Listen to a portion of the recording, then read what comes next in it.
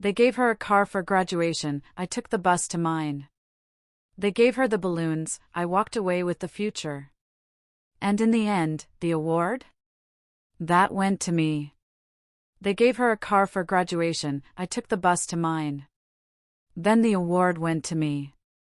She got the balloons, I got the future. Full story plus updates. I'm Jessica Parker, 26, and my graduation day looked nothing like my sister's. While Allison drove off in her brand new car, courtesy of our parents, I caught the city bus in my rented gown. That pretty much sums up our entire lives. Everything came easy for her, handed on a silver platter, while I fought for every opportunity. The pattern was set early on, but nobody could have predicted how that final college ceremony would unfold, or that when they called a name for the Chancellor's Award, it would be mine. Before I tell you how I went from forgotten daughter to award winner, drop a comment about your college experience. Did anyone else put themselves through school?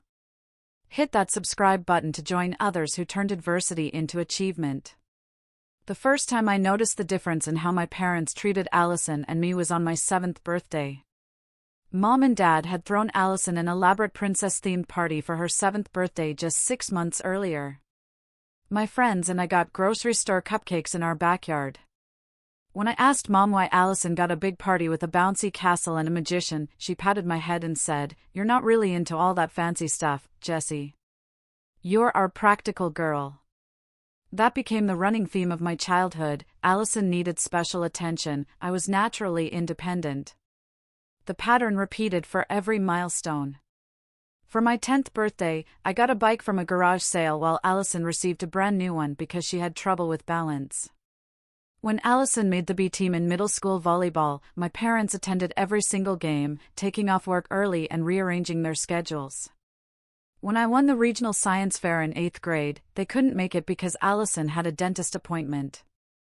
By the time I turned 15, I'd accepted my place in the family. That summer, I got my first job at the local grocery store, bagging items and collecting carts. I saved every penny to buy clothes for the upcoming school year. Meanwhile, Allison went on a shopping spree with Mom, coming home with bags from the mall and a completely new wardrobe. Why does Allison get new clothes every season while I buy my own? I asked Dad one evening while helping him wash dishes. He sighed, that familiar sound that always preceded an explanation of why things were unequal. Your sister struggles with confidence, Jess. The clothes help her fit in. You've always been secure in yourself. We're proud of how independent you are. The words stung, even as they filled me with a confusing pride. Was I really more mature, more capable than my sister, or had my parents simply decided our roles early on and stuck to the script? High school amplified the differences.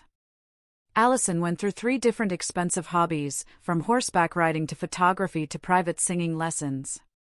Each time, my parents funded her latest passion without question. I joined the debate team and the newspaper because they were free activities. I worked weekends and summers, saving half for college and spending half on necessities. Senior year arrived with college applications. I'd maintained a 4.0 GPA, secured a spot as valedictorian, and won several merit scholarships. Allison had a solid B average at the same high school. During a family dinner in October of senior year, my parents announced their college plan. "We've set aside money for Allison to attend Westfield University," Mom said proudly. "It's expensive, but we know she'll thrive with the extra academic support they offer."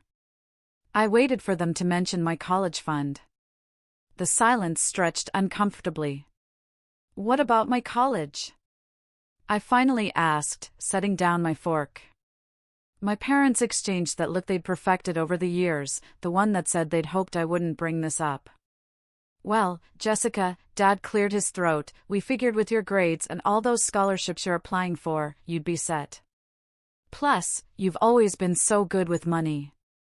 You've got that nice savings account from all your jobs." The realization hit like a physical blow. They'd saved nothing for me. Every dollar had gone to Allison's future while assuming I'd figure out my own.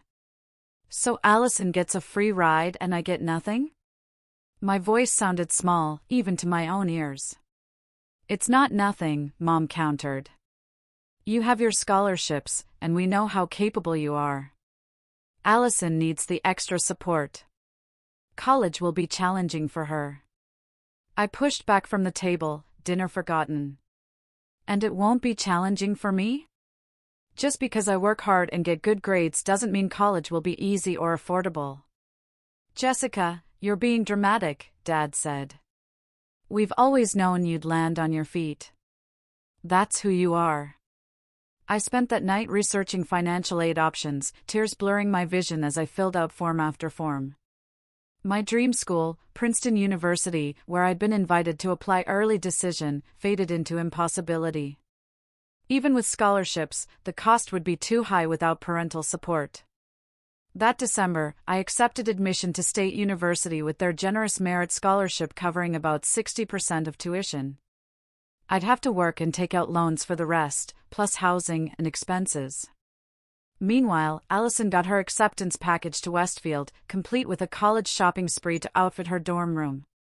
The last half of senior year, I took on extra hours at work while maintaining my grades. At graduation, I delivered my valedictorian speech while spotting my parents in the audience, beaming with pride as if they'd had anything to do with my success. Afterward, they took pictures and told everyone how proud they were of both their girls, as if their support had been distributed equally. That summer before college became a stark preview of what was to come. Allison's dorm shopping involved multiple trips to home goods stores with my parents, spending thousands on decorations, supplies, and the latest laptop. For my dorm essentials, I scoured thrift stores and clearance aisles, buying only what would fit in my 2 suitcases. The contrast couldn't have been clearer. Allison was being launched into adulthood with every advantage, while I was merely being released to fend for myself. August arrived with sweltering heat as I moved into my cramped dorm room at State University. Unlike most freshmen whose parents helped them settle in, I arrived alone with my 2 suitcases after taking the bus from the train station. My roommate, Zoe, watched curiously as I unpacked my minimal belongings while her parents arranged her side of the room with coordinated bedding, area rugs, and decorative lights. Are your folks coming later? Zoe asked, arranging a collection of framed photos on her desk. No, they're busy helping my sister move into Westfield today, I explained, smoothing my second-hand comforter over the thin mattress. I didn't mention that they'd scheduled a hotel stay near Allison's campus to help her adjust for the first few days. That first week of college established the rhythm that would define my undergraduate experience. While other freshmen explored campus and attended welcome events, I secured a job at the university library that started immediately. 20 hours a week shelving books and staffing the circulation desk would barely cover my portion of room and board, not included in my scholarship. Classes began, and I approached my education with the single-minded focus of someone who knew exactly what was at stake. Every assignment, every reading, every lecture mattered because I was paying for each minute with hours of work and future loan payments. I scheduled my classes in blocks to accommodate my work shifts, often racing across campus with minutes to spare. That October, I called home as I'd been doing weekly. Mom answered, full of stories about Allison's first month at college. She's joined a sorority, can you believe it? We just sent her money for the fees. Mom gushed. And she might change her major from business to communications. She says it suits her personality better. When asked about my classes, I shared my perfect grades and growing interest in research methodologies. Mom's response was perfunctory, "That's nice, dear. You've always been good at school." Midterm season arrived with additional pressure. The library was cutting hours due to budget constraints, and I needed to find supplemental income. I picked up a weekend job at a coffee shop near campus, pushing my working hours to 25 per week. The schedule left little time for sleep, let alone the social activities that defined college for most students. Thanksgiving break brought me home for the first time since August. Allison arrived with stories of parties, new friends, and campus activities. She'd already changed her major once and was considering another switch. My parents listened with rapt attention, asking questions about her professors and classmates. When dinner conversation finally turned to me, I mentioned making the dean's list despite my work schedule. Dad nodded absently while serving himself more potatoes. That's our Jessie. Always the studious one. The real shock came when Allison unwrapped an early Christmas gift, a brand new laptop to replace the one our parents had bought her just 4 months earlier. The old one was too heavy to carry around campus, she explained, admiring the sleek device. I thought of my refurbished laptop with its cracked case, purchased with 3 months of grocery store paychecks during high school. Winter break continued with similar disparities. Allison received new clothes, concert tickets, and spending money for her next semester. I picked up extra shifts at my hometown grocery store, which had agreed to let me work during breaks. The spring semester brought an unexpected turning point when Professor Coleman, my introduction to research methods instructor, asked me to stay after class. Jessica, I've been teaching for 20 years, and I rarely see work of this caliber from freshmen, she said, handing back my research proposal with an A+ marked in red. Would you consider applying for my research assistant position next fall? It's paid, and it would give you valuable experience. For the first time, someone was recognizing my potential, not just as naturally independent, but as genuinely talented. Professor Coleman became more than an instructor, she became a mentor who saw my worth beyond my capacity for hard work. Around the same time, my required study group for statistics formed into an unexpected support system. Maya, a journalism major working 3 jobs to support herself, and Tyler, a first-generation college student on scholarships, became friends who understood my situation in ways my family never could. My parents think tuition is all they need to cover, Tyler confided one night as we reviewed probability functions.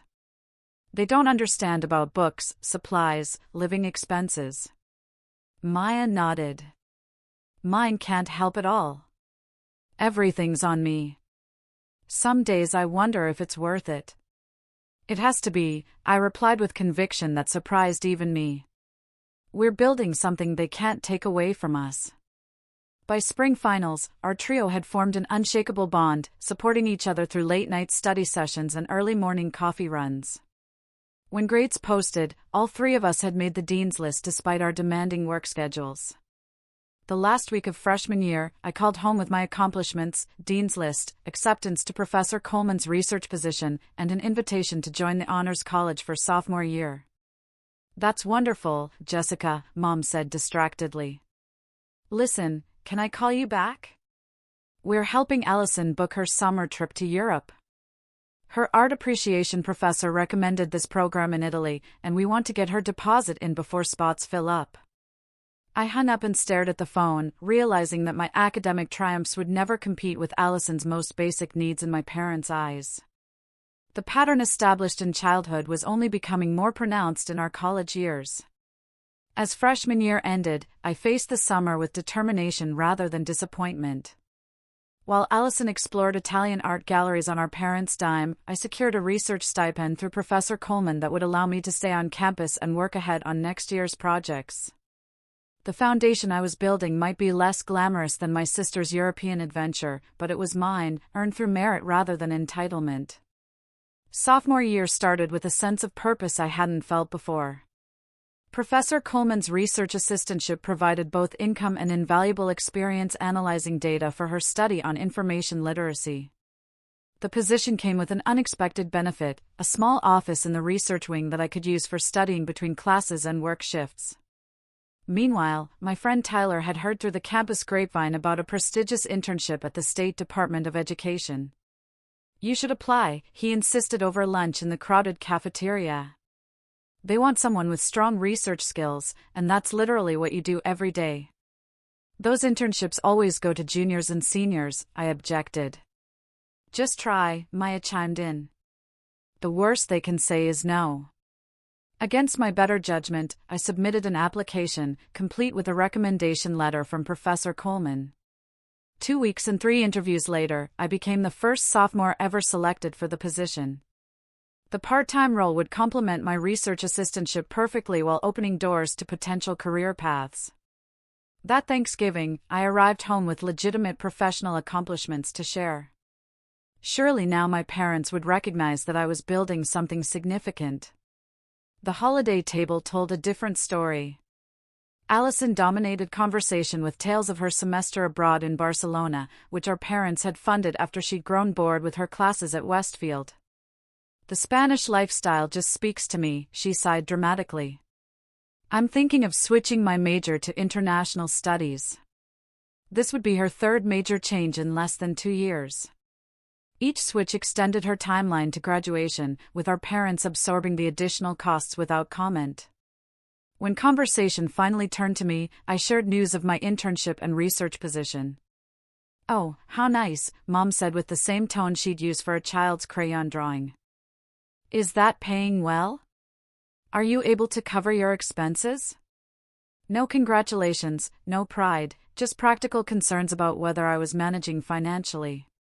"I had an article accepted to the undergraduate research journal," I added, hoping for some recognition of the achievement.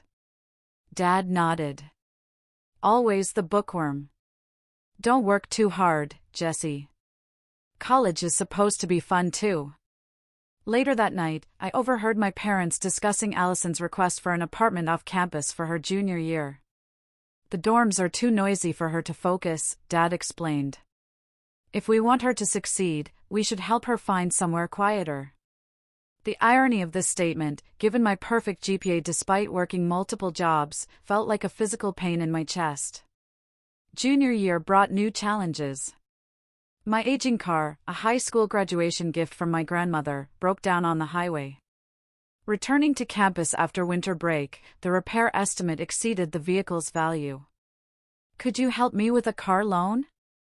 I asked my parents during our next phone call. "Just until summer. I can increase my hours at work to pay you back." The awkward silence that followed said everything. "We're really stretched thin right now, Jessica," Dad finally replied. Allison's apartment security deposit was substantial, and we just had to cover her summer school tuition since she dropped those spring classes. "I understand," I said automatically, though I didn't. Not really. The loss of my car meant a new reliance on the erratic campus bus system.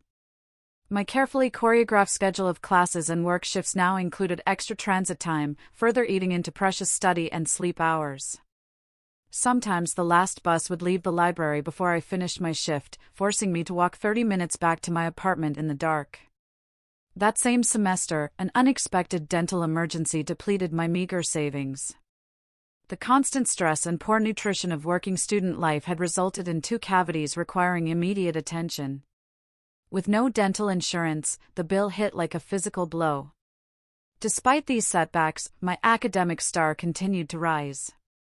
Professor Coleman included me as second author on a paper published in a respected journal. My work at the Department of Education led to an expanded role with increased responsibility. The Honors College selected me to mentor incoming students. These professional and academic successes stood in stark contrast to my personal struggles. My apartment, shared with 3 other working students to minimize costs, was cramped and noisy. My meals consisted largely of ramen and whatever was on sale at the grocery store. My wardrobe remained unchanged since high school, with strategic thrift store additions when absolutely necessary. Allison's junior year, from what I gathered during increasingly infrequent family calls, was progressing in the opposite direction. Her fully funded apartment featured brand new furniture purchased by our parents. Her third major switch had been approved, resetting some of her credits and potentially adding a 5th year to her university time. She joined an expensive fitness club because the university gym doesn't have the right vibe, another cost our parents absorbed without question. Spring break of junior year marked the breaking point in my tolerance for the disparity. I'd planned to spend the week catching up on research and perhaps getting ahead on my thesis proposal. A call from Mom changed everything. "We're all going to Cabo San Lucas for spring break," she announced cheerfully. "Allison's been studying so hard, and we thought a family vacation would be nice." "Wow, that's short notice," I replied, stomach sinking. "When is this happening?" "Next week." "We just booked the tickets," Mom said. "Can you get the time off work?" The question revealed how little they understood my reality. Getting time off would mean forfeiting a week's income one desperately needed. purchasing a last-minute plane ticket was financially impossible. And studying hard for Allison meant something entirely different than my reality. I can't afford to miss work or buy a plane ticket, I explained. But you all enjoy the trip. Oh, Mom sounded genuinely surprised. Well, maybe we could help with the ticket if that's the issue. The selective generosity stung worse than no offer at all. They could fund a spontaneous international vacation for my sister and themselves, but had denied my request for a small car loan just weeks earlier. That's okay, I said, voice tight. I have research deadlines anyway. While my family sent beach selfies from Mexico, I picked up extra shifts at the library to cover an unexpected rent increase. The contrast couldn't have been clearer. My sister's stress warranted tropical recovery, mine was simply expected as part of my existence. Senior year approached with both promise and apprehension. My academic accomplishments had positioned me well for graduate school or career opportunities, but the financial tightrope I'd walked for 3 years was fraying dangerously thin. Student loan debt loomed. My work schedule had reached maximum capacity, and the emotional toll of my family's unequal treatment had created a wound that no professional success could fully heal. Senior year began with a strange mixture of excitement and dread. Academically and professionally, everything was falling into place. Professor Coleman had recommended me for the department's highest honor, the Outstanding Research Contribution Award. My internship at the State Department of Education had converted to a paid fellowship with flexible hours. Graduate schools were sending recruitment materials, impressed by my research publications and perfect GPA despite my heavy work schedule. On the personal front, however, the fault lines in my family relationships were cracking wider each day. It started with a seemingly innocent family group text in September, planning Allison's graduation celebration for May. Thinking of renting the lake house for the weekend. Save the dates, May 15, 2017, Mom wrote. I stared at my phone screen, a cold feeling spreading through my chest. My own graduation ceremony was scheduled for May 16. Not once had anyone asked about my graduation plans or mentioned celebrating my achievement. My graduation is on the 16th, I texted back. 3 hours passed before Dad replied, "Oh, is that the same weekend? Let me check Allison's schedule again." The next day came the follow-up, confirmed. Allison's ceremony is at 10 a.m. on Saturday the 16th. Is yours later? Maybe we can make both. The maybe hung in the air like a verdict. For years of unequal treatment distilled into a single word that made it clear whose milestone mattered more. Mine is at 2 p.m., I responded, then silenced my phone. October brought midterms and with them an unexpected dinner invitation from my parents. They were visiting Allison for her school's parents' weekend and suggested meeting halfway for a meal. Curiosity more than optimism prompted me to accept. The restaurant was upscale, the kind I never entered on my student budget. Allison arrived sporting designer clothes and a fresh haircut. My parents beamed as we were seated, and I steeled myself for the usual dynamic. The bombshell dropped over appetizers. "We have exciting news," Mom announced, reaching for Dad's hand. "We've placed a deposit on a graduation gift for Allison, a new car. The dealership is holding a red Audi A3. Exactly what she's always wanted." Memories flashed through my mind, the time I'd asked for help with textbooks sophomore year and been told finances were tight, the dental work I was still paying off in monthly installments, the countless bus rides in rain and snow after my car died. "That's quite a gift," I managed to say, my voice steadier than I felt. "Well, she's worked so hard," Dad explained. "And she'll need reliable transportation for job interviews." I bit back the obvious response, hadn't I worked hard too? Wouldn't I also need transportation for my future? Actually, Allison interjected, I'm thinking of taking a gap year before job hunting. Maybe travel through Southeast Asia, find myself a bit before settling down. My parents nodded as if this were perfectly reasonable. Another year of financial support, another experience funded without question. What about you, Jessica? Any big plans after graduation? Dad asked, as if just remembering I was also completing my degree. I've received 3 job offers, I replied. And acceptances to graduate programs at Columbia and Stanford with scholarships. I'm weighing my options. Always the academic, Mom said with that familiar dismissive tone. Just don't get so caught up in work and study that you forget to live a little. The irony was breathtaking. My achievements despite every obstacle were reduced to some character flaw, while Allison's mediocre performance with every advantage was celebrated as deserving reward. November brought the final confirmation that I would be attending graduation alone. The text came on a Tuesday evening as I finished my shift at the library. Honey, we've looked at the schedule and we just can't make both ceremonies work with the lake house booking. Since we've already put down the deposit and Allison's ceremony is earlier, we'll need to attend hers. I'm sure you understand. You're so independent. Maybe we can have dinner the following weekend to celebrate. Love you. The afterthought stung worse than no message at all. I set my phone aside without replying and climbed into bed, reminding myself that tomorrow wasn't about who would be watching. It was about what I had accomplished despite every obstacle. That night in my apartment, the dam finally broke. I sobbed into my pillow, releasing years of hurt, disappointment, and anger. My roommates were out, leaving me mercifully alone with my breakdown. When the tears finally subsided, I called the one person who had consistently valued my worth. Maya, they're not coming to my graduation, I said when she answered. Those absolute jerks. Maya responded without hesitation. Tell me everything. I poured out the whole story, including the car, the lake house, and the casual dismissal of my ceremony. Jessica, Maya said when I'd finished, I need you to hear something important. Your parents' failure to see your worth doesn't diminish it. Their blindness doesn't make your light any less bright. But it shouldn't still hurt this much, I whispered. Of course it hurts. They're your parents.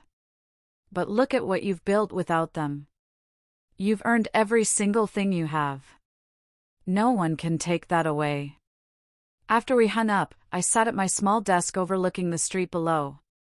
Students passed by, most with no idea what it meant to be truly on their own. For the first time, I allowed myself to feel something beyond hurt, pride.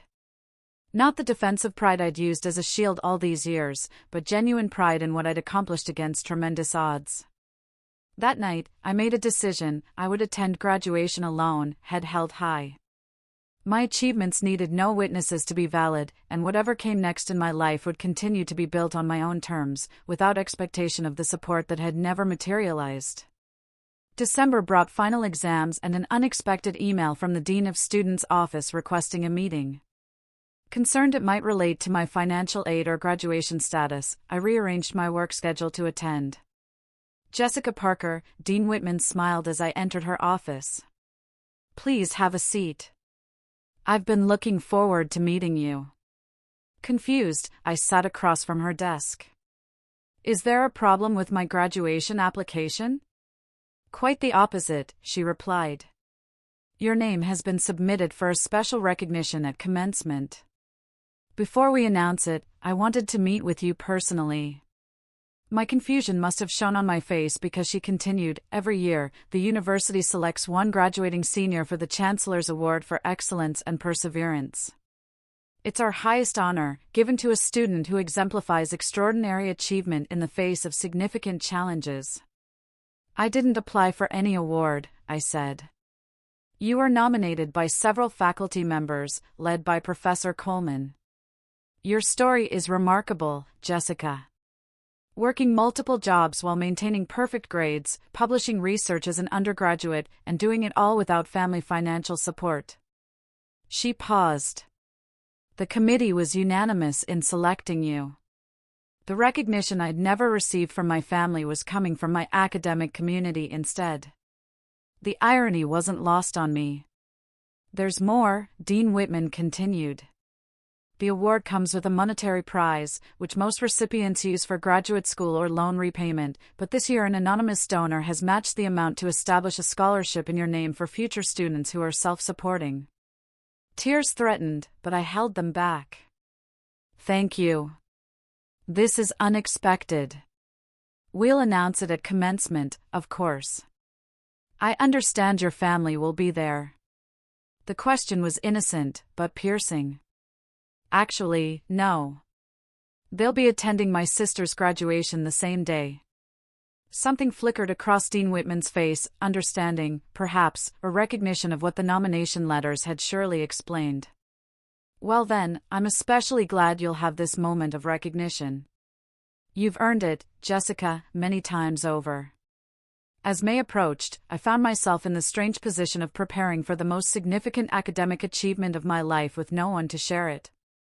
Maya and Tyler would be attending their own departmental ceremonies. Professor Coleman would be on stage with other faculty. I would walk alone, as I had done throughout my college journey. The night before graduation, I pressed my one business outfit and polished my single pair of professional shoes. I set out my honor cords, the special academic stole I'd earned, and my bus pass for the morning. Everything was ready, except my heart, which still ached with the absence of family support. As I was preparing for bed, my phone chimed with a text from Mom. "We're so proud of you, Jessica. We might try to stop by your ceremony after Allison's if traffic isn't too bad. Love you." The afterthought stung worse than no message at all. I set my phone aside without replying and climbed into bed, reminding myself that tomorrow wasn't about who would be watching. It was about what I had accomplished despite every obstacle. Graduation morning dawned bright and clear, sunlight streaming through my apartment blinds as if nature itself approved of this milestone. I rose early, taking extra care with my appearance. The business suit I'd purchased from a consignment shop for job interviews fit well enough, and I'd splurged on a professional blowout at the local beauty school the evening before, small luxuries that felt significant after years of bare-bones living. The bus to campus was crowded with families heading to various ceremonies. I wedged myself between a beaming grandmother clutching flowers and two parents reviewing their camera settings.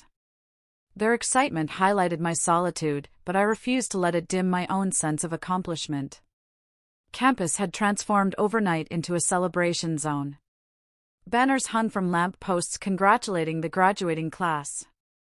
Photo stations with the university logo already had lines forming everywhere. Graduating seniors in their caps and gowns embraced parents and posed for pictures. I collected my rented regalia from the distribution center and carefully put it on in a restroom. The black gown, honor cords, and cap transformed me outwardly into what I already was inside, a graduate who had earned every thread through perseverance. "Jessica, there you are." Professor Coleman's voice cut through the crowd. She hurried over, resplendent in her own academic regalia. "I've been looking everywhere for you." "I just got here," I explained, adjusting my cap. She studied me with a knowing look. "No family yet?" I shook my head. "They're at my sister's ceremony. They might stop by later, but I'm not counting on it." Professor Coleman's expression softened. "Well, I'm here, and I'm incredibly proud of you. Do you have time for coffee before the lineup? There's something I'd like to discuss." We found a quiet corner in the nearly empty student center. Most people were outside enjoying the spring weather and festivities. "You know about the Chancellor's Award, of course," she began. I nodded. "Dean Whitman told me. I still can't believe it. Believe that nobody deserves it more." She took a sip of her coffee. "What Dean Whitman might not have emphasized is how significant this award is. It's not just an honor, it's recognition at the highest level of what you've accomplished. The president of the university will read your citation. Your story will be shared with everyone present." My stomach tightened. "My story?" "Not the personal details," she assured me quickly. "Just the fact that you worked your way through college independently, maintained perfect grades, contributed to published research, and secured prestigious jobs and graduate school offers." The thought of having my situation broadcast to thousands of attendees and their families was uncomfortable. I'd kept my financial struggles and family dynamics largely private throughout college. I know that look, Professor Coleman said gently. You're worried about being exposed or pitted. But Jessica, what you've done isn't something to hide. It's something to celebrate. You're an inspiration to every student who's struggling to make it on their own. Her words shifted something in my perspective. Perhaps my journey wasn't just a series of personal hardships, but a testament to what was possible with enough determination. The other thing, she continued, is that several department chairs and university benefactors have specifically asked to meet you at the reception. Your reputation has spread beyond our department. These connections could be invaluable for your future. For so long, I'd focused on simply surviving my undergraduate experience, making enough money, maintaining my grades, keeping my scholarships. The idea that my struggles might actually be launching me toward exceptional opportunities hadn't fully registered until now. Thank you, I said finally, for everything. For seeing my potential when my own family didn't. Professor Coleman reached across the table and squeezed my hand. You made yourself impossible not to see, Jessica. That's the most remarkable thing about you. We parted ways an hour before the ceremony, Professor Coleman to join the faculty procession and I to line up with my fellow graduates. The quad had transformed into an orderly chaos of black-robed students finding their places according to college and major. As I took my position, my phone vibrated with a text from Mom, Allison's ceremony running long. Doubt we'll make it to yours. Take pictures for us. So proud. The expected disappointment came, but it felt different now, distant, as if it belonged to a past version of myself. Today wasn't about their absence, but about my presence, my achievement despite every obstacle. The music began, and our procession moved forward into the main arena where thousands of family members waited. I scanned the crowd briefly, a reflexive action rather than real hope. As expected, no familiar faces appeared among the cheering spectators. Once seated, I listened as the university president welcomed everyone and spoke about the significance of this transition from student to graduate. Distinguished alumni delivered inspirational messages. Various deans presented their college's graduates. Then came the special awards portion. My heart raced as the university president returned to the podium. Each year, the university bestows its highest honor, the Chancellor's Award for Excellence and Perseverance, upon one exceptional graduate who exemplifies extraordinary achievement in the face of significant challenges, he announced. This year's recipient maintained a perfect 4.0 GPA while working multiple jobs to finance her education entirely independently.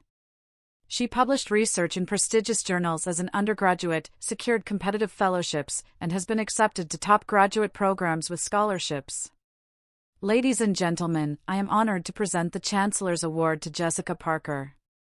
The audience erupted in applause as I made my way to the stage, conscious of every step, every breath. This moment felt surreal, as if happening to someone else. The president shook my hand and presented me with an engraved crystal award and certificate. Miss Parker will share a few words, he announced, gesturing to the microphone. I hadn't prepared a speech, not expecting to address the crowd. But as I looked out at the sea of faces, the words came naturally. Thank you for this honor, I began. My journey through college has taught me that education is precious precisely because it isn't easy. Every class I took, every assignment I completed, every early morning and late night represented a choice to invest in myself when easier paths were available. To any student facing obstacles that seem insurmountable, I want you to know that your struggles don't define you, they refine you. I paused, suddenly aware of movement at the back of the arena, people finding late seats, I assumed, and continued, I'm grateful to the professors who saw my potential and pushed me to reach it, particularly Professor Coleman, who showed me what academic mentorship truly means. I'm grateful to the friends who became family when blood relatives couldn't be present. And I'm grateful to this university for creating a space where determination can overcome disadvantage. The president stepped forward again. In addition to this recognition, I'm pleased to announce the establishment of the Jessica Parker Perseverance Scholarship, which will support future students who, like Miss Parker, are financing their education independently.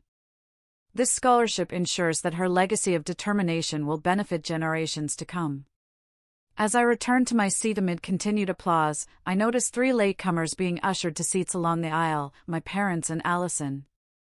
Their expressions registered shock as they looked from me to the stage and back again, clearly trying to process what they just witnessed. They hadn't expected to enter during my moment of triumph, to see their neglected daughter being celebrated by thousands while they scrambled for seats. Our eyes met briefly. In my parents' faces, I saw confusion mixed with something else, perhaps the first genuine recognition that they had underestimated me all along. Allison's expression was easier to read, pure surprise, with an unmistakable edge of jealousy. I turned away, focusing instead on the ceremony continuing around me. Their presence or absence no longer defined this moment. I had built something they could neither take credit for nor diminish. For perhaps the first time in my life, I felt truly and completely free of the need for their approval. The remainder of the ceremony passed in a blur of emotions. When my name was called again to receive my diploma, the audience's applause seemed to linger longer than for other graduates. As I crossed the stage, I caught sight of Professor Coleman among the faculty, her face alight with pride. After the ceremony ended and graduates dispersed to find their families, I made my way to the department reception alone, the crystal award tucked carefully in my bag. I had just enough time before my evening library shift to make an appearance, thank my professors, and slip away. I never expected to be intercepted by my family near the reflecting pool. "Jessica?" Mom called, waving frantically. "Wait up." I paused, watching them hurry toward me, still processing what had happened. "Why didn't you tell us about the award?" Dad demanded without preamble. "We would have made arrangements to be here from the beginning." The old Jessica might have apologized, might have minimized the achievement to ease their obvious discomfort. The woman I'd become simply stated the truth. "I didn't think it would change your plans." Allison's graduation and celebration took priority. "That's not fair," Allison interjected. "We didn't know you were getting some big award." "And would it have mattered if you did?" I asked quietly. "For years of perfect grades, multiple jobs, and research publications didn't warrant your attention. Why would an award change that?" My parents exchanged uncomfortable glances, reality finally beginning to penetrate. "We're very proud of you," Mom said, reaching for a hug. I didn't step forward to receive. "So proud. This is just unexpected." "It shouldn't have been," I replied. "Nothing I achieved today happened overnight. I've been excelling for years while you focused elsewhere." Dad shifted awkwardly. "Look, we came to celebrate. We're here now. Let's not ruin the moment with accusations." "I'm not accusing. I'm stating facts." My voice remained calm. "And I appreciate that you made it for the last few minutes, but I have other plans now. People are waiting for me." "We thought we'd take you to dinner," Mom said, clearly thrown by my lack of enthusiasm for their belated attention. "The reservation isn't until 7, but maybe we could move it up." I thought of the department reception where Professor Coleman and others were expecting me, of the friends who had supported me daily rather than as an afterthought. "I can't. I have previous commitments with the people who have been here for me all along." I gestured toward the academic buildings. "But thank you for the offer." "Jessica," Dad began, but I cut him off with a raised hand. "Today isn't about making you feel better about your choices. It's about celebrating what I've accomplished despite them. I hope you enjoyed the ceremony, and I'll see you at some point before you head back." Without waiting for their response, I turned and walked toward the department reception, where people who genuinely valued me were waiting. For the first time, I felt no guilt, no obligation to manage my family's feelings at the expense of my own. The liberation was as sweet as the academic victory itself. The department reception buzzed with conversation and laughter as I entered the ornate old lecture hall, now transformed with white tablecloths and floral centerpieces. Faculty in their academic regalia mingled with graduates and their families, champagne flutes and hors d'oeuvres in hand. I paused at the threshold, suddenly conscious of arriving alone while clusters of family groups dominated the space. Jessica, over here. Professor Coleman waved from across the room, where she stood with the department chair and several well-dressed older people I didn't recognize. Making my way through the crowd, I felt eyes following me. Whispers of "That's her" and Chancellor's Award trailed in my wake. The recognition felt strange after years of working invisibly in the background. Here she is. Professor Coleman beamed as I reached their circle. Jessica, I'd like you to meet Dean Harrison and these distinguished alumni who've been very interested in hearing about your work. The next hour passed in a whirlwind of introductions, questions about my research, and discussions of my future plans. These strangers engaged with my academic journey with more genuine interest than my family had shown in 4 years. A prominent alumna who ran a major research foundation pressed her business card into my hand with instructions to call about summer positions. The Dean of Graduate Studies mentioned scholarship opportunities one hadn't known existed. "You've made quite an impression," Professor Coleman murmured during a brief moment alone by the refreshment table. "That was Victoria Chin who gave you her card. Her foundation funds some of the most innovative research in our field." "I never expected any of this," I admitted, overwhelmed by the sudden rush of opportunities. "Get used to it," she smiled. "Excellence is magnetic, especially when it's achieved against the odds." As the reception continued, I caught glimpses of other students with their proud parents. Under normal circumstances, the sight might have triggered familiar pangs of longing. Today, surrounded by professional connections and academic mentors who valued my achievements, the absence felt less acute. The reception was winding down when Professor Coleman touched my elbow. "There's someone else who asked to meet you. The donor who funded your scholarship." She led me to a quiet corner where an elegant older woman waited. "Jessica, this is Dr. Eleanor Wright, class of 1978. Dr. Wright, our Chancellor's Award recipient, Jessica Parker." The woman extended her hand with a warm smile. "It's a pleasure to finally meet you, Jessica. I've heard so much about your journey." "Thank you for your generosity," I said, shaking her hand. "The scholarship will make a tremendous difference for students like me. That's precisely why I wanted to establish it." She gestured to 2 nearby chairs. "Do you have a moment to talk?" As Professor Coleman excused herself, Dr. Wright and I sat down. "I was you 47 years ago," she began without preamble, "working multiple jobs to put myself through school while watching my brother receive every advantage. The details differ, but the story remains remarkably similar." The unexpected connection caught me off guard. "How did you handle it?" "Not as gracefully as you," she admitted with a slight smile. "There was a lot of anger, resentment. It took years of therapy to understand that the disparity wasn't about my worth, but about my parents' limitations. They simply couldn't see beyond their own biases and expectations." "Did they ever recognize what they'd done?" I asked, the question escaping before I could consider its presumption. Dr. Wright nodded slowly. "Eventually. After I'd established my career and no longer needed their approval, my success became impossible to ignore or dismiss as mere studiousness or good luck. By then, I'd built a life that was entirely my own creation." She studied me with knowing eyes. "Your family was here today. I saw their late arrival during your award presentation."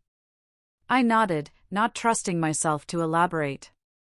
"Their reaction to seeing you honored publicly?" "It must have been quite a moment," she observed.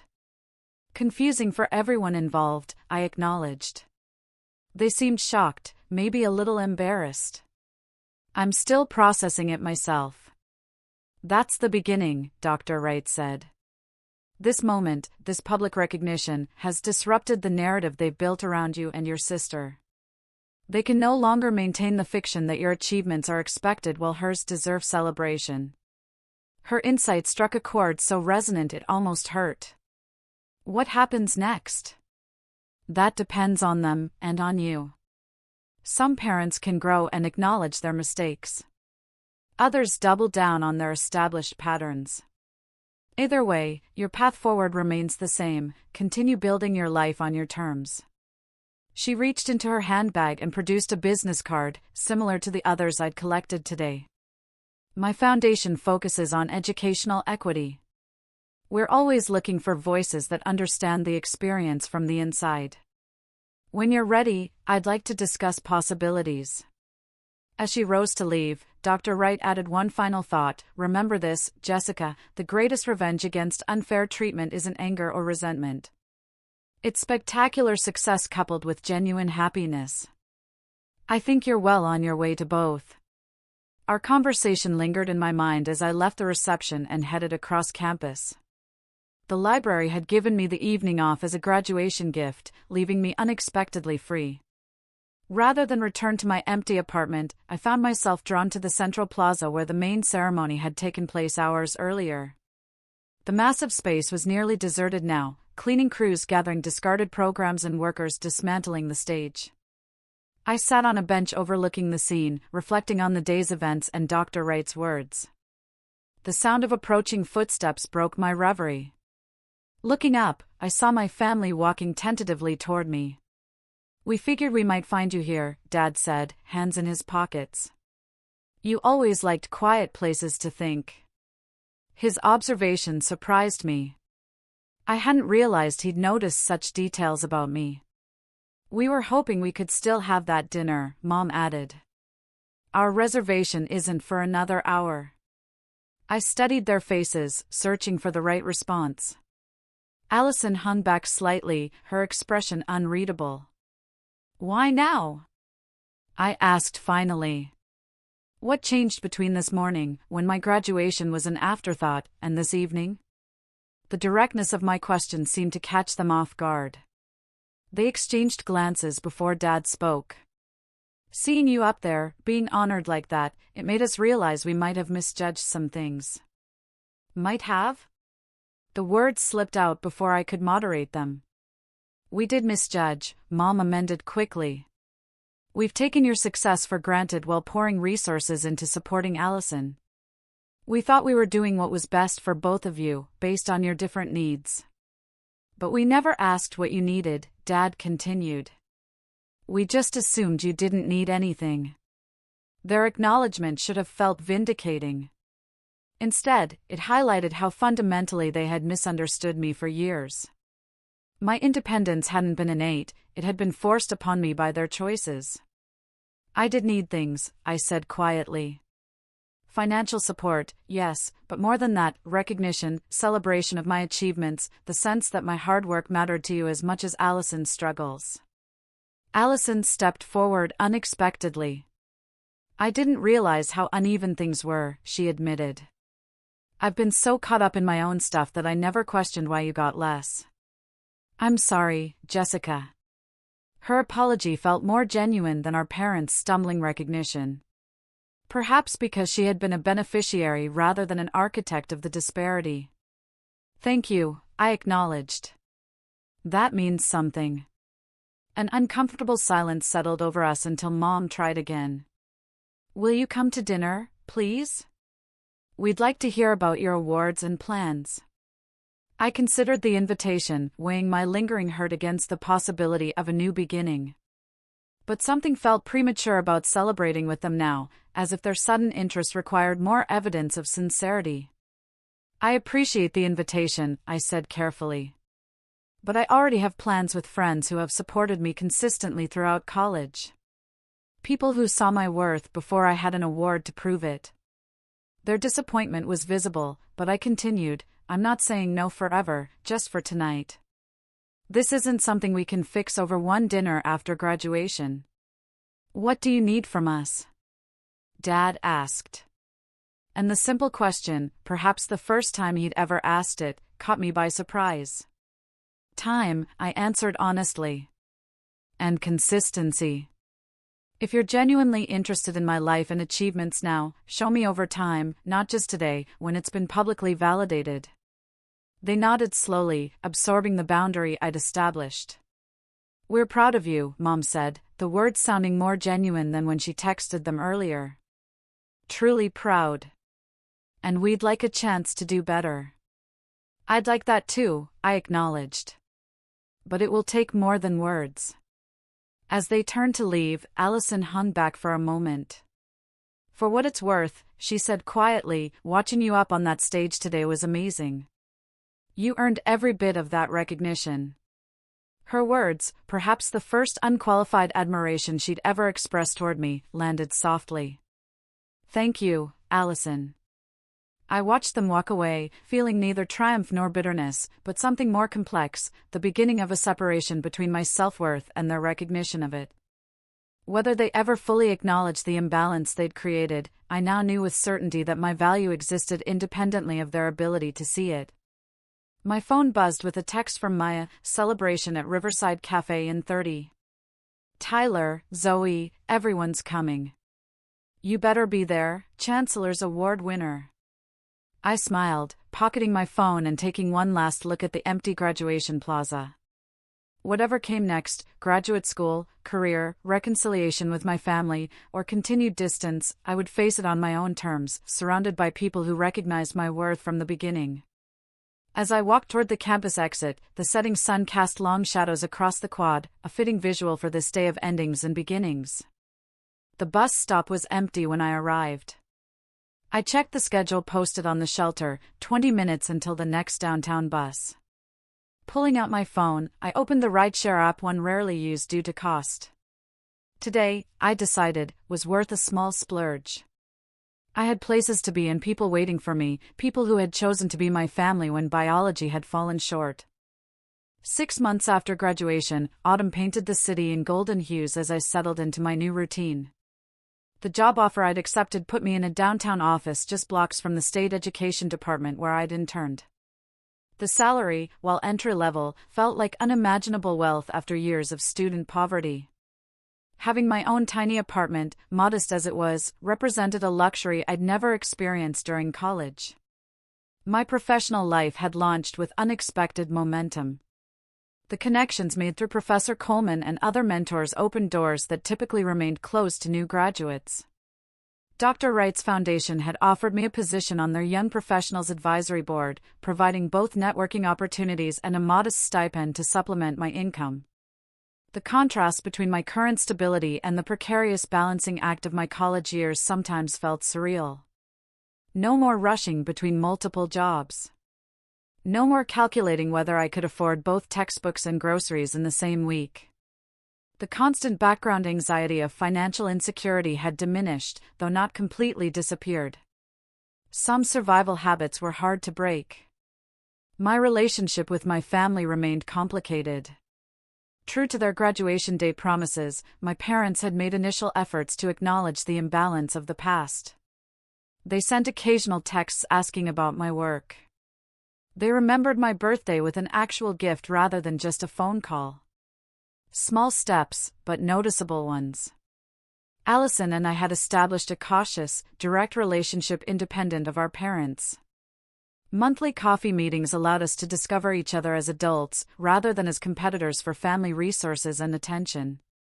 Her post-graduation travels had been shortened by financial reality when our parents finally established some boundaries around their support. "I'm looking for a job now," she'd told me during our last meeting.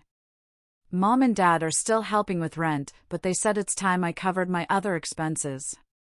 The admission had filled me with complicated emotions, vindication that our parents were finally requiring some self-sufficiency from her, but also sympathy for the adjustment she faced after years of complete support. "It's overwhelming at first," I'd acknowledged. "But you adapt faster than you'd expect." "How did you do it?" she'd asked, genuine curiosity in her expression. "All of it, I mean. The jobs, the perfect grades, everything. One day at a time," I'd answered. "And with no other option, you find strength when necessity demands it." These conversations with Allison represented the beginning of a relationship built on mutual respect rather than the assigned roles we'd played throughout childhood. Whether it would develop into genuine closeness remained uncertain, but the possibility existed where it hadn't before. With my parents, progress came more slowly. The patterns established over 2 decades couldn't be undone in months. Their first visit to my new apartment had been revealing. They'd brought housewarming gifts and awkward enthusiasm, clearly trying to demonstrate interest in my independent life. Yet old habits emerged in subtle ways, questions about when I might find a more prestigious position, suggestions about decor that reflected their tastes rather than mine. "We are so proud of how you've landed on your feet," Dad had said while inspecting my modest living room. "Always knew you would, of course." The comment had triggered a familiar sting, the suggestion that my success was inevitable rather than hard-won. This time, however, I'd found words for the feeling.